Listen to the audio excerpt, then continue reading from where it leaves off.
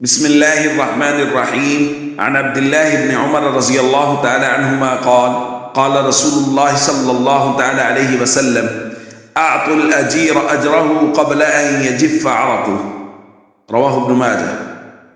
نبی کریم صلی اللہ علیہ وسلم نے ارشاد فرمایا، مزدور کو اس کا پسینہ خشک ہونے سے پہلے اس کی مزدوری دے دیا کرو۔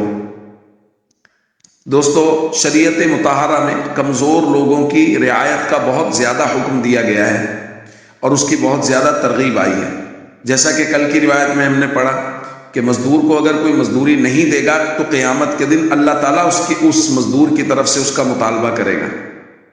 اور آج کہا گیا ہے کہ مزدور کی مزدوری ادا کرنے میں تاخیر نہ کرو، بلا وجہ کا حیلہ اور بہانہ تلاش نہ کرو، بلکہ بر وقت اس کی مزدوری ادا کر دو۔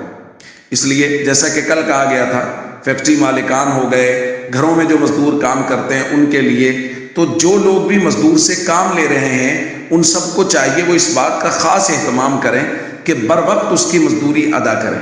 اسی لیے حضور علیہ الصلوۃ والسلام نے کیا ہی خوبصورت تعبیر فرمائی ہے کہ مزدور کا پسینہ خشک ہونے سے پہلے اس کی مزدوری اس کو دے دی جائے۔